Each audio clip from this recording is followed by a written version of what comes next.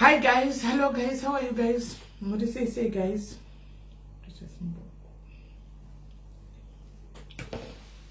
How are you guys? What do you say guys? What do you say guys? I just go garango ya kareba guys. We don't go gara 1 hour 30 minutes. It was the good become future wangu yeah. From there, the dog said na kupi yeah ndikuno pesira ku TikTok. Ndikuno pesira ku TikTok sakunoko.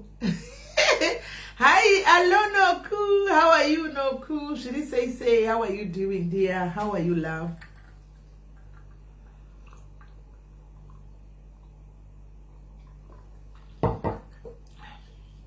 Ndakawa kuti kwai diet coke kana ukaisua unova kuimwa asi usamwe yakawanda asi unomwa hairambidzi pa weight loss inotori second best from mvura. Saka kana ndikakreva paya totenga diet coke yangu ndoisa ma ice block hanzi makutoita muchitarisa kuguhuraka kutaura nezve. What are you talking about? Kuzistika tutaura tokangama tatopfura mberi toenda mberi tokangama isu kutaura nezve. Kuzistika tutaura chita topfura isu we move. What are you talking about? Chikuti notarisa chii ndiri muridzi. I am the owner of that. So chicha ndopa utarisa. Papi pauri kuona panasi wambona glass hapa. Hi Agnes, how are you? Wambona glass. Ndikuti ndambozvi pene ngura kana kuzvipoda poda. You are toxic and negative. Pane zvisiri negative.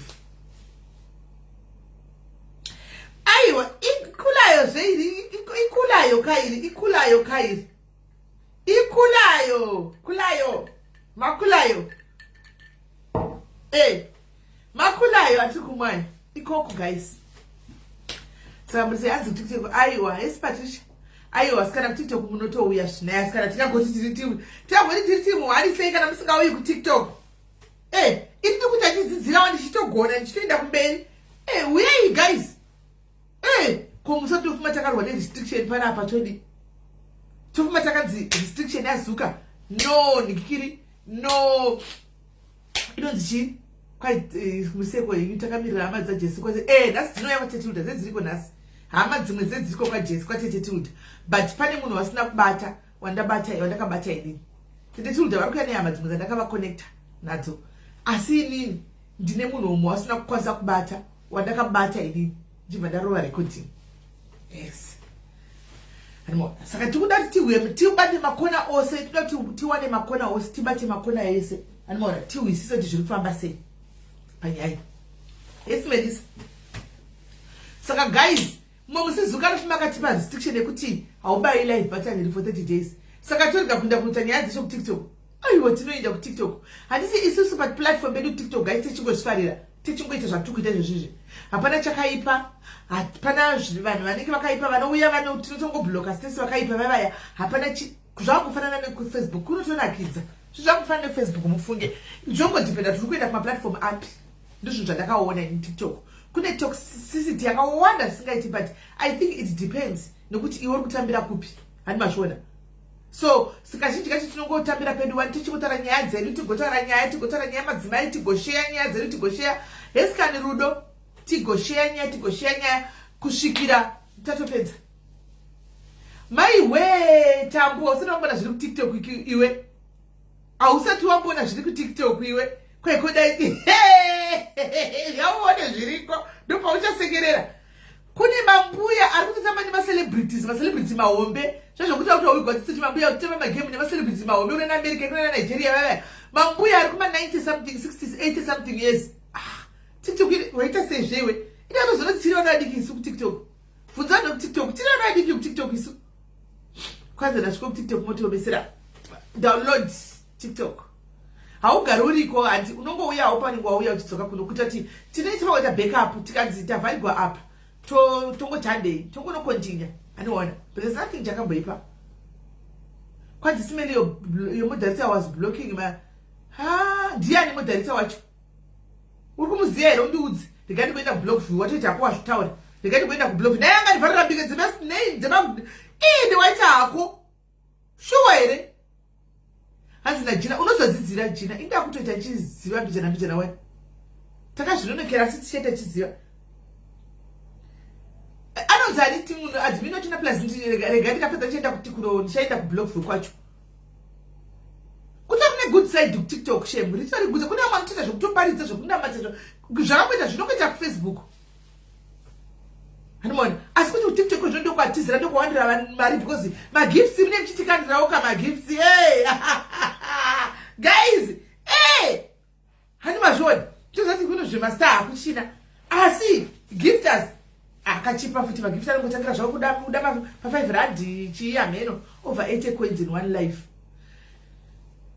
hanzi modhariti anoonekwa nahost chete wow saka handichanodongorera ndivati kwandinowana wakabloka ndichanodongorera indozati kuti tonangobloka munhu one chete ndindangobloka munhu one chete kutiktok akanga ada kuya achitanga zvinhu zvake zvenegativity ndobva ndangomuti block ndikatomudza kuti babai pana pasi pako ndazobloka asi besides that hakuna munhu andakambobloka kutiktok hakuna. So guys, maswera sei muri sei guys, maswera sei guys, I hope you are all good guys. Ndofara kuona mose muri pamwe chete nyama nemweya zviri pamwe chete tichisanganawo pasina kuti tareceive tsitsi tichinzwa kuti tisinawo message yekunzi umwe wedu ndingafa umwe wedu adai tinowa kutenda Mwari nokuti izvozvi makaona zvakaitika guys kusera nesuro. Check your block I'll check ndichatarisa mandete ima zvitaura ndoda ndongokudira kuti makuwa munorova hava kuwa munorova kuguwa hayo tino so 609 saka ndichatarisa maita basa matogona imandudza saka hesliner saka esi mpovhiki ndakurova kudai nayo mfana warova zvokuti saka guys makaona zvakaitika mazuva apfuura aiwa siklara ito time chidongorera maini dongorerai patiktok uyai mainini uyai patiktok uyai izvo zvimusiwa wani guys ndine game kusosoza game nevanhu vemacelebrities ekumalawi kwakundibairirai ipapo guys muye mundisapote vasikana muye mundisapotewo veduwe team Joburg team rangu rekujosi muripi kwai makoini akachipa zvokuti ndiri pasouth africa kwanza akachipa team Joburg ndikutotemba nemipi paya muri vale team Josi rangu team rangu rejosi rozvisiva Team Joss, are you there? Andikudzoka kugroup Team Joss. Ndikuya kugroup. Ndodzoka kugroup. Ndodzoka here Team Joss kugroup. And don't use your major email. For what, Yvonne? Hapana kunodiwa ma emails kudingigiri ku TikTok. Hakuna. Team Joss ndoya here. Kwai kujoina akachipa zvokuti zvinhu makwena ndizvitsva kundotumira ari kwagonditengerawo makwena kupota ndichipa vamwe. Dzakachipa zvokuti do 4 rand saka Team Johnny shame aona itozoya kuinbox saka Team Johnny nemuchi wakaita makwei imimi Team Joss mungabva ngati ndokuvigirai zvenikikiri makulayo kana ndakuya ndokuvigirai makulayo kana ndakuya akosi munokatidza kuya toungana kwai game 150 ka igame 150 toungana pa 150 totichakuta 20 minutes tikapedza 150 pamacelebrities iwayo ene asi muzana ndovane utsiye vanhu vakatisa kutiktok guys kulisa nemacelebrities ari mamiliyoni kutiktok ikoko indisina kana 30,000 people kuti kana 30,000 people kutiktok handina kulisa nevanhu vane mamiliyoni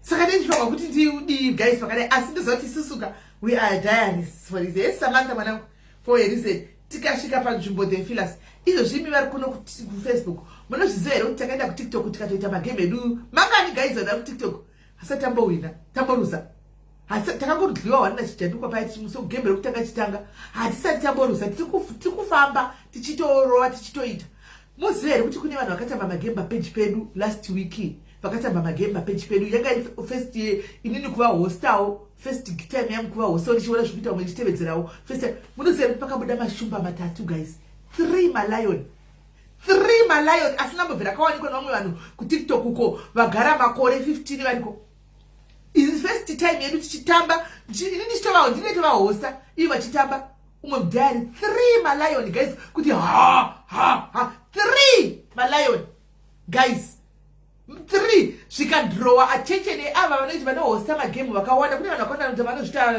mashangu tekwatika vanohosta magemu zvakadrowa attention yavo kuuya kuzara kudai kuti zviri kufamba sei achida kumwaya. Imi malaya munovaziva here guys, achida kumwaya kudai so achida kumwaya. Hanzi mukadzi akaita 180 shumba guys. Kuti asati makuzati shumba zvorevei guys. Asati makuzati shumba zvorevei. Kana mukadzi yesu zati shumba zvoreveka. Muchaona kuti madhaizi akapisa uku kumalion uku. But anyway, ndikuzama kutaura hangu guys kuti musi wa1 ndinenge ndine game na8 manheru. Handika please come and support wedu we. Uyai ndikusupport you. Team miri support vasikana. Andipa kwai kunoitwa zvelink yakati kuma 4.4 rand zvotenga chero kuma kwada kutenga kune mapounds kune malink acho andingakangoe kuti utenga makoini ayo kugara nawo ari makoini acho chingozokanda. Wedu anoda ke kuma link rakachipa. Unouya ndokupa link randakaona rakachipa.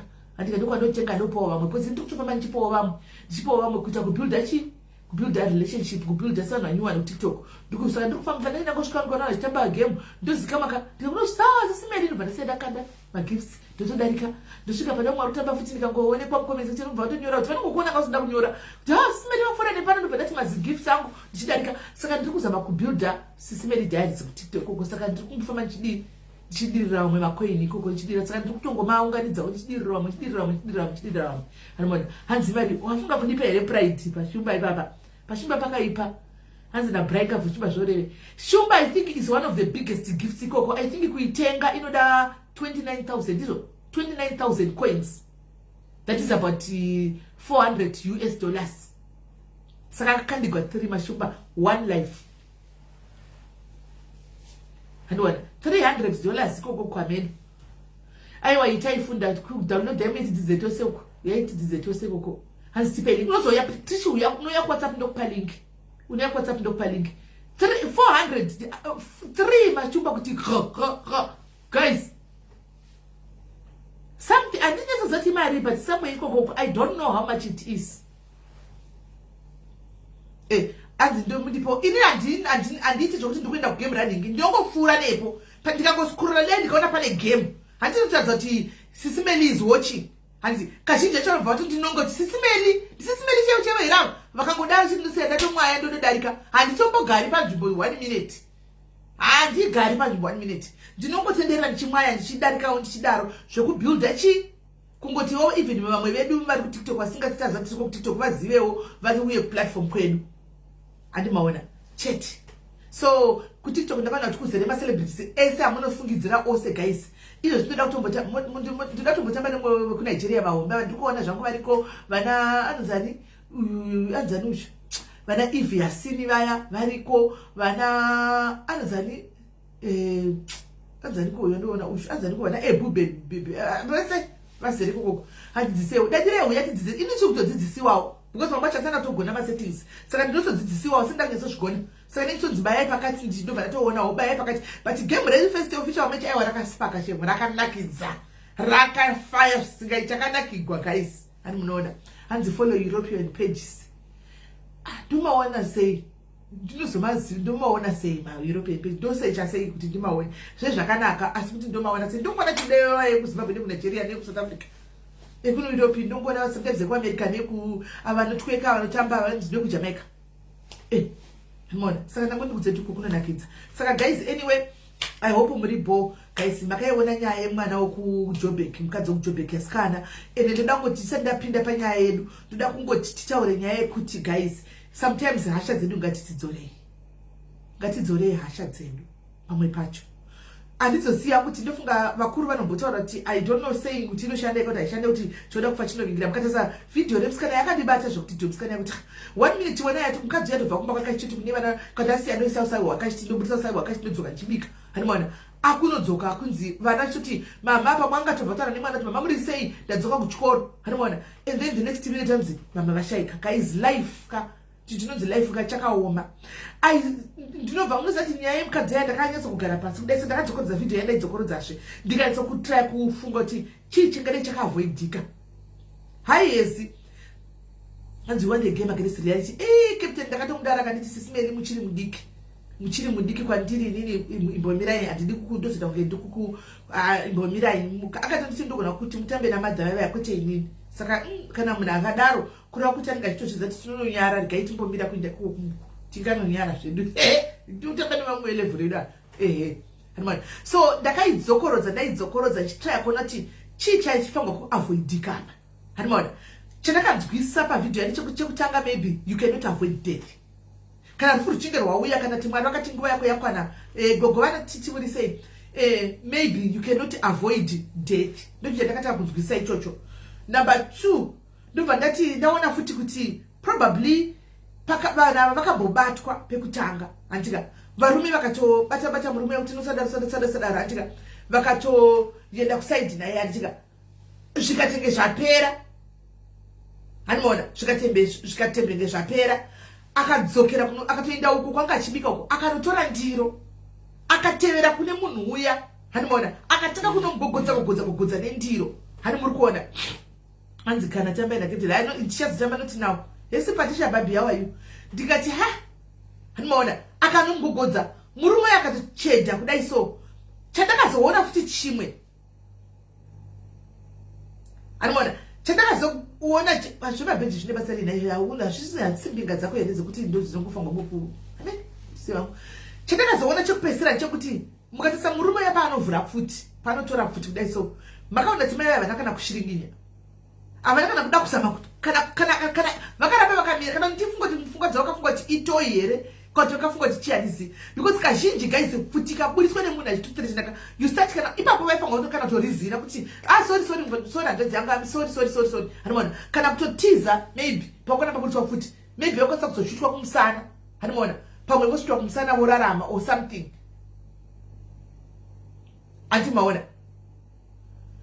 So but now vakatoramba vakamira hanimona vakatoramba vakamira kutaridza kuti andihwisisi I don't know guys chakaitika paipai and understand but that was chino zvandataura kuti maybe kana nguva yakwana you cannot run away from death hanimona and the two kana chakuda kufa chinovingira asi guys munoti akazosvitwa at close range ka zvoro akasvitwa pakaipa handiziva kuti papi but akasvitwa at close range manje machances ekuti urarama anenge ari slim dei akatiza aigona kuchutwa kana pasaidi parainorarama mukoma moboys vane bullet kumusana mukoma mobullet vane bullet ravanotorarama naro ravakasvitwa ririmo vatorarama naro bullet roro ririmo ndokuti akatoti haribviswi rikabviswa vanokwanisa kufa hanimaona haitate saka ndikungofunga kuti zvaigona maybe kuzoavoidika or something handizi saka chandiri kutaura ndechekuti guys pamwe pacho ndinozviziva kuti tiri vanhu vanoda kugwa chaiko hanimona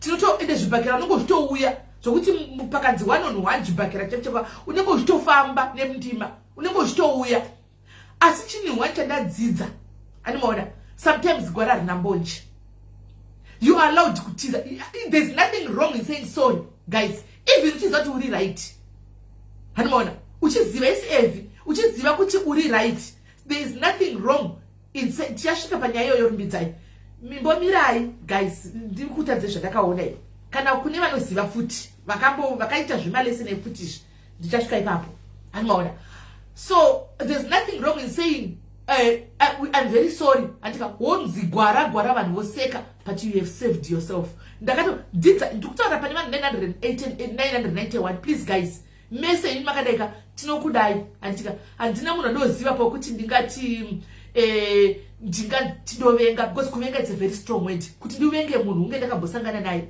hanimaona chero wandakasangana naye chemwe akandikawadha kuti nditi ndingamuvenga wedhiroro ndiremera inini pachezva kuti ndiburitse handika saka ungangovepo hako umwe wauya uri stoka kuzostoka hautondifaririka kuti unotondivenga uriwe hanimaona but hatizofariri kunzwa kuti wafa paunotofa totochema chete chero iwe wanga uchindivenga sei ukanzi wafa totochema newe saka pamwe pachona ngati avoidei guys ngati avoidei pamwepacho uri wrong uri right uri 100% right nachitokudza kuti iwe chamwari chinhu chakatipfeka chine chered iwe chizati ndechewhite ingosara choraite ball because dzimwe nharo dzinopesa dzalidha pazvinhu zvisina basa rese hanimaona so now chionai kuti iko zvino ini ndakapiwa post nehama dzacho nesuro vakandipa ishi zvikanzi postai munhu ndikati andiposti aipapo ndakaramba ndikati munoda kundidhurisa nekuti aiwa ipapa handiposti unaenda kutaridze vakatondipa chitika kadai pa Facebook page ndikati uya singabose zulu hamukona apa vakatondipa mapicture yake vakati ushu munhu kadai ushu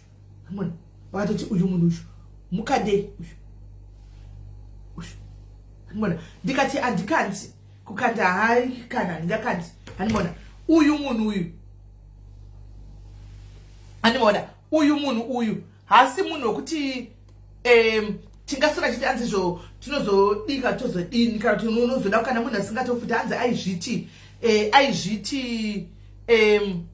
aizviti munhu muzulu asi munhu weku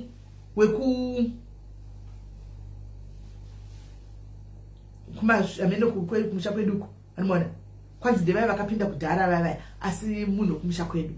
So sometimes kuavoida noise guys kwakangonaka. Munoza the peace that you be having. The peace that you be having. Mungu avoida zvino. So unenge ne peace yako. Ndangoni ndifure lepo guys. Munonge muchitouya zvibhakira checheko. Muchitorowa zvoti mukadzimirisa naye apa zvibhakira pasina futika unouraya munhu nekudzo zvibhakira. Asi manje munhu auzoziva kuti ngani. Anoona. Hauzoziva ana kubatwa, asati abatwa. Hauzoziva kuti munhu anenge ane chi.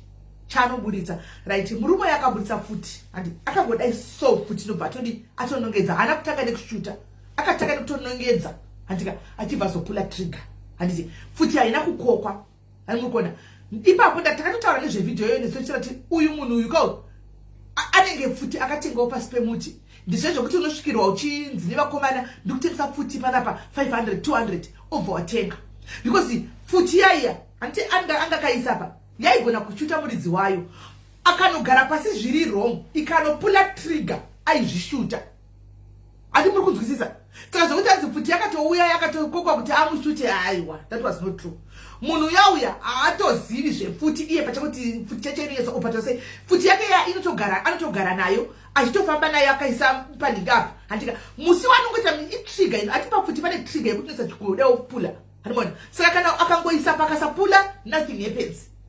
But one day panaita mistake yekuti panongonopulika kudai so zvavharana animona ainoshuta gumbo kana chimwe kuna vanhu vakashuta makumbo kuna vanhu vakati idod situation yakaitika yaya kune munhu yayo futi yaya ifuti yakatobigwa umwe munhu kuti yakatombo ameno kana yakatengwa mustiti kana takatongo ameno kwakawana futi kuyakwe animazvona because chaiko chakumabuditsiro akaita isina kukokwa aikwanisa kuzvishuta andimona aikwanisa kuzvishuta and that guy kanesasaka kana aida kushuta munhu zvokuti anga atouya kana nga munhu ka apaimboita maconfidence akaitika yaiti vachimbobatwa vachidai aifanwa ngobva kwaanobva uya ungoti twa oenda ndozvinoita munhu ada kuraya munhu atuma hitman auya kuzoraya munhu haana nguva yekutomboseka muchitaura naye andika muchiseka muchitaura naye muchidini hakuna nguva yaizvozvo hitman anongopfuura achitosvika wakarivara akatopfuura dai chigota nyama ongonzi pa zvokuti vanhu vaisatomboona kuti ndiani zvino pakatanga ndewe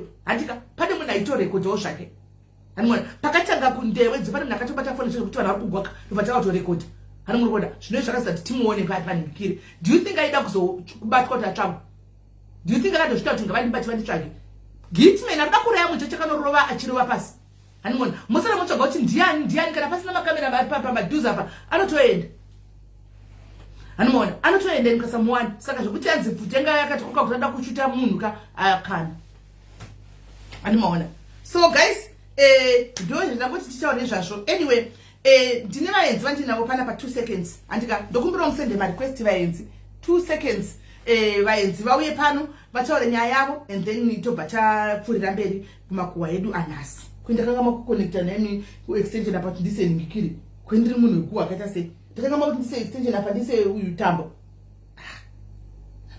zvakoma haana kuhesitata and akatorova 2 bullets you know ndakatofunga kuti dei akamurova zvake dei akamukwanisa akamubata akamurova zvazviri nani hanimona hanzi kamera foni ireya handinofunga kudaro handisi ndikuonesa kudaro because ndikutarisa pari kunzi hanzi kamera iya haisi CCTV here pavari kunzi akashutirwa pacho because handizivi maybe kamera pavari kunzi akashutirwa pacho maybe street camera maybe handizivi maybe so vari isai request tione guys isai request sendai ma request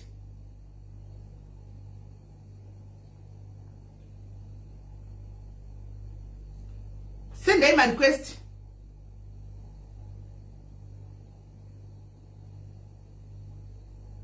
Ndosaka ndinomakona nchiti video toriwa nepi ndinaro ndakalipiwa CCTV. Okay, thanks Liberty. So ndosaka maiona nezuro ndaitaura kuti ini nangu ndingada kuti ndivabatsire pakuti vainde kunikikiri, vainde zvavo kumba, because kazhinji saka